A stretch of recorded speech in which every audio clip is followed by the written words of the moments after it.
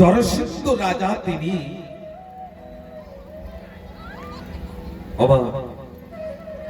কয়জনে ব্রাহ্মণীকে সেবা করাতেন জরাসন্ধ রাজা? 108 জনকে সেবা করানোর পরেই প্রসাদ পেতেন। অর্জুন, ভীম আর কৃষ্ণ তিনজনে চলে গিয়েছেন কোথায়? জরাসন্ধর বাড়িতে। ব্রাহ্মণদের সঙ্গে লাইনে লাগিয়েছেন। আর একেবারে পিছনে, বাবা ধ্যান দেবেন, আমি কিন্তু জিজ্ঞাসা করবো কিন্তু বাবা, লাইন দিয়ে দাঁড়িয়ে আছেন। আর জরাসন্ধ রাজা তিনি কি করছেন? সকলে ব্রাহ্মণদের প্রসাদ দিচ্ছেন। একেবারে লাস্টে এসে দেখছেন তিনজন।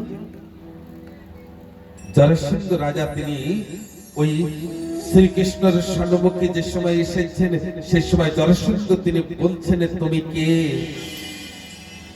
তোমাকে তো দেখে মনে হচ্ছে না তুমি ব্রাহ্মণ। মা, আমি কালকে একটা কথা বলেছিলাম না, সাধকের আকৃতি কিন্তু বোঝা যায়, মানবের আচরণে, তার মুখে, তার ললাটে ফুটিয়ে পড়ে। যদি কোনো সাধক হয় তার দিকে তাকিয়ে বুঝতে পারবেন। আর যদি ড্রেস যদি সাধকেরও থাকেন না, আর তিনি যদি অসাধক থাকেন না, তাকে দেখে বোঝা যাবে যে ইনি অসাধক, ইনি সাধক। খালি ড্রেসে না, পোশাকে না, মনের থেকে সাধক হতে হবে। আর যদি বলেন তাহলে পোশাকে কেন ধারণ করেন? এই জন্য ধারণ করেন আমার মনের জন্য পরিবর্তন হয়ে যায়, আমি যেন কুকর্মে কুপথে যেন না যাই, এই পোশাকের জন্য আমাকে ধরে রাখে। আজকের আমি সাধকের পোশাক ধারণ করেছি, আমাকে হরিনাম করা উচিত, কৃষ্ণ নাম করা উচিত, ভালো পথে ভালো রাস্তায় চলা উচিত। হে ঠাকুর ভক্তগণ, কৃষ্ণ তিনি বলছেন, হে জরাসন্ধ, আমি কিছু চাই তোমার কাছে, তুমি কি দেবে?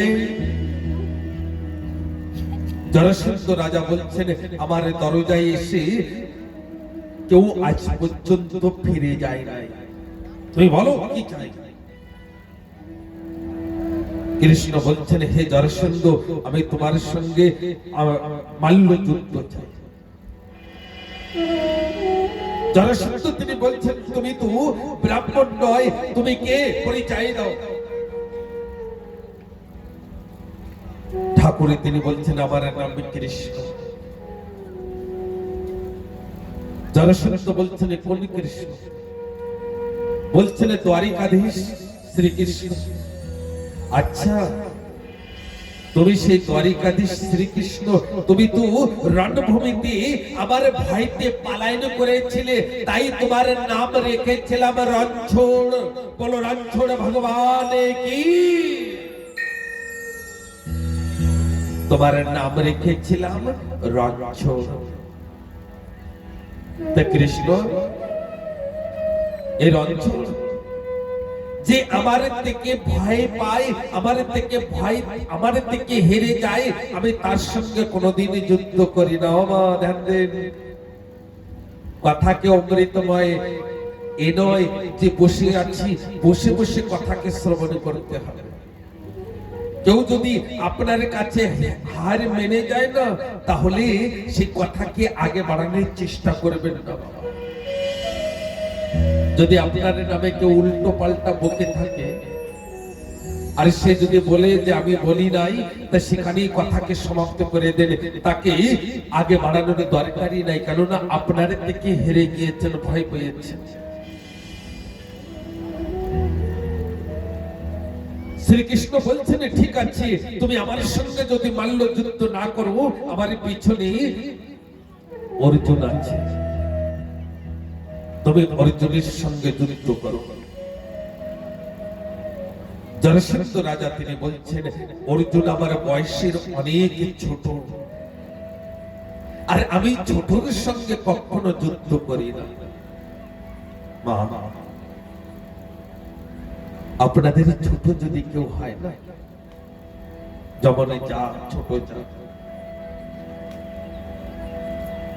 তাদের সঙ্গে কখনো ঝগড়া করবেন না।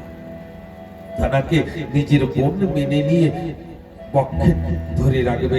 এই জগতে না বাবা, আমার শ্রীকৃষ্ণ চৈতন্য মহাপ্রভুজি তিনি বলেছেন যে প্রেম দিয়ে সবকিছু করানো যায়, ভালোবাসা দিয়ে সবকিছু পাওয়া যায়, তরোয়ার বন্দুক তোপ পরমাণু হাতিয়ারে দিয়ে কিছুই পাবে না। যে সময় জগাই মাদাই তারা অত্যাচার করেছিলেন, যদি আমার শ্রীকৃষ্ণ চৈতন্য মহাপ্রভুজি চাতেন তাহলে সুদর্শন চক্র দিয়ে তাদের মস্তকে কেটে দিতে পারতেন, কিন্তু না, তিনি কোন অস্ত্র শস্ত্র ধারণ করেন নাই। তিনি প্রেম দিয়ে ভালোবাসা দিয়ে তাদের ভালো করেছেন। তা কাউকে যদি ভালো করতে হয় বাবা এই কলিযুগে, তাহলে প্রেম এই সব থেকে বড় অস্ত্র। এই অস্ত্রকে ধারণ করতে হবে বাবা।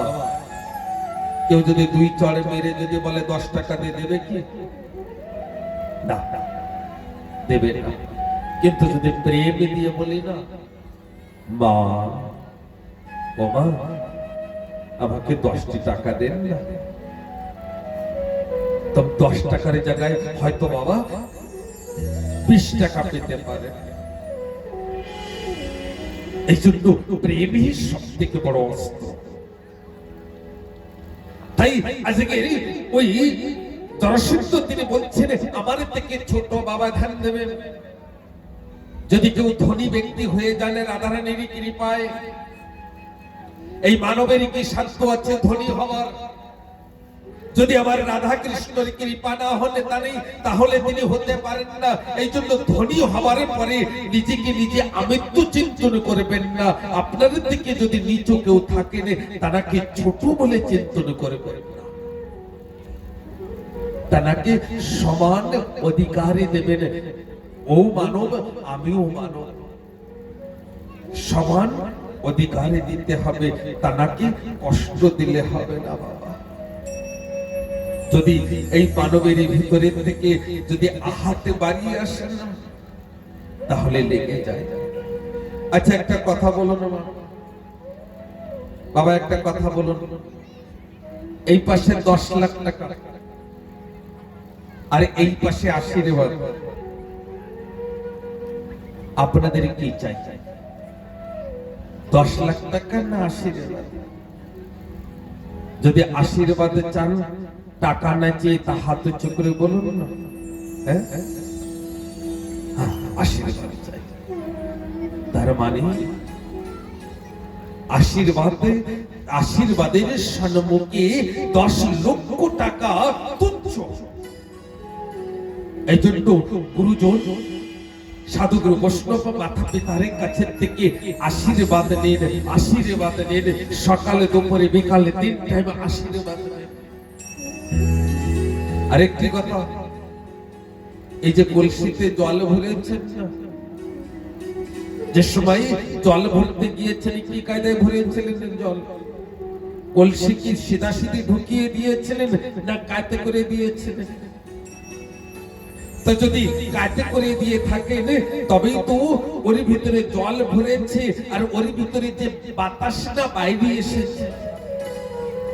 তেমনি আমাদের যে শরীরে কলস, এই কলসকে যত সময় কাতে না করবেন না তত সময় ভরবে না। যে সময় কাতে করবেন না তাই এই কলসি ভরবে, আর এর ভিতরে যে দূষিত বায়ু আছে না সেটা বাইরে আসবে। বলো রাধে রাধে, রাধে রাধে, রাধে রাধে। এই জন্য মাথাকে নত করতে হবে গুরুজনদের উপরে। আজকে অর্জুনের সঙ্গে যুদ্ধ করবেন না জরাসন্ধ। শ্রীকৃষ্ণ বলছেন ঠিক আছে আমার সঙ্গে করবে না, অর্জুনের সঙ্গে করবে না। তার পিছনে দাঁড়িয়ে আছেন ভীম। ভীমের দিকে তাকিয়ে দেখছেন একটু লম্বা চওড়া আছে, শরীর স্বাস্থ্য একটু ভালো আছে ভীম।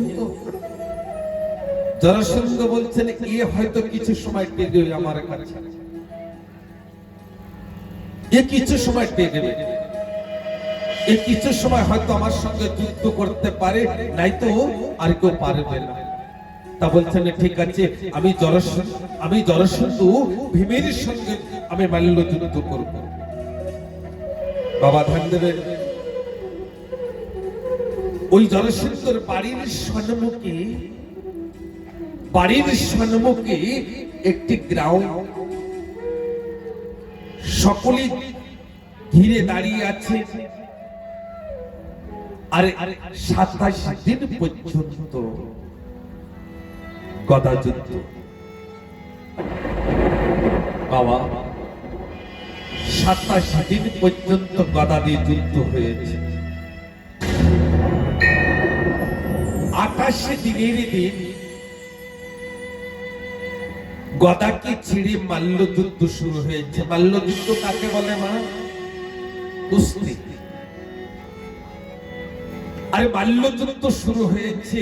আরে ওই ভীম কি করছেন, জরাসন্ধর দুই পাও ধরে না টেনে ছিঁড়ে ফেলে দিচ্ছেন। আবার ওই কাঁপতে কাঁপতে থরথর করে কাঁপতে কাঁপতে এসে আবার যুদ্ধ হয়ে জরাসন্ধ দাঁড়িয়ে যাচ্ছে। ভীম ক্লান্ত হয়ে পড়েছে। কৃষ্ণ দিকে তাকিয়ে মনে মনে বলছেন, ঠাকুর, হে কৃষ্ণ, হে গোবিন্দ, আপনি তো আমাকে এই জরাসন্ধকে হত্যা করার জন্য, বধ করার জন্য পাঠিয়েছেন। এই জরাসন্ধ আমাকে বধ করে দেবেন। মনে মনে বলছে, এর তো মৃত্যুই নাই, কয়েকবারে টেনে টেনে ছিঁড়ে ফেলেছে, আবার জুড়ে যাচ্ছে।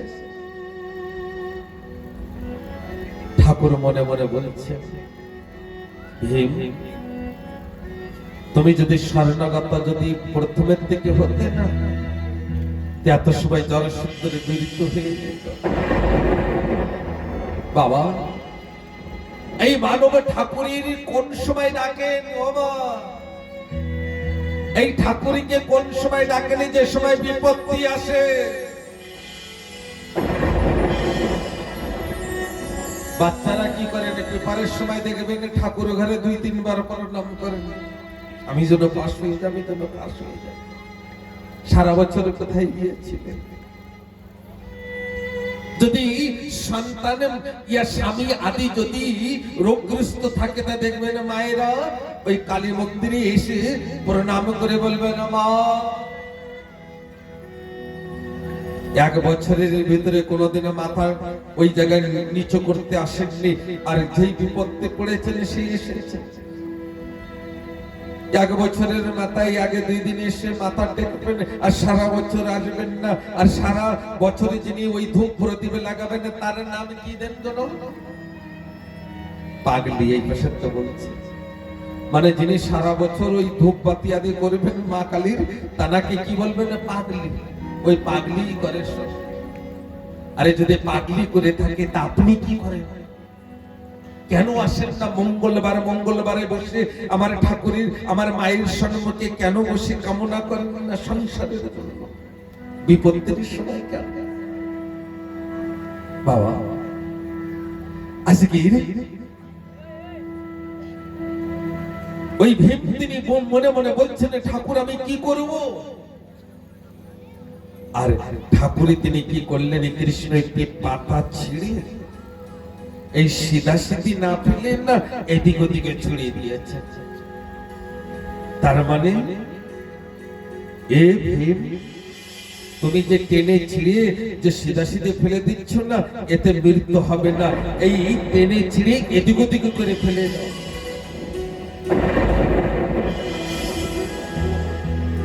আরে এমন ভাবে করাতে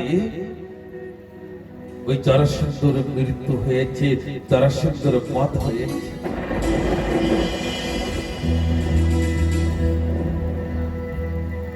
হে ঠাকুর ভক্তগণ, এই জরাসন্ধর মাতা পিতা জরা নামের ব্যাধ, জরা নামের রাক্ষসী, এই কথা বলতে গেলে তো অনেক লম্বা।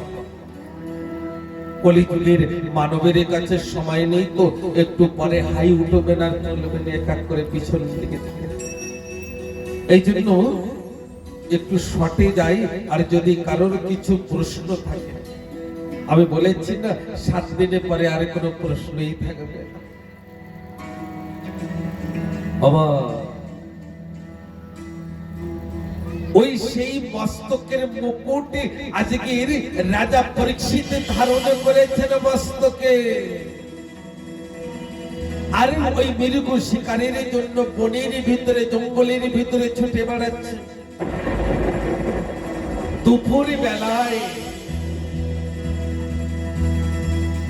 জল পিপাসা লেগেছে রাজা পরীক্ষিতের, কোথাও জল পাচ্ছেন না।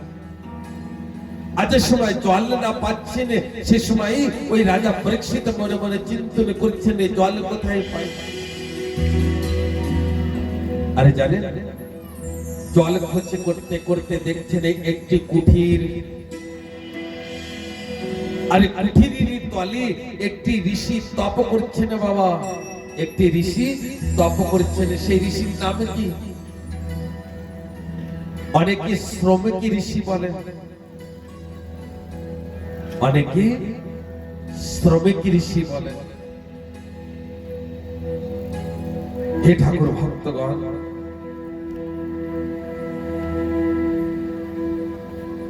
ওই শ্রমিক ঋষির কুঠিরের সম্মুখে যে ওই রাজা পরীক্ষিত বলছেন, কে আছো কুঠিরে? আমাকে জল পানি করাও, আমাকে জল পানি করাও। শ্রমিক ঋষি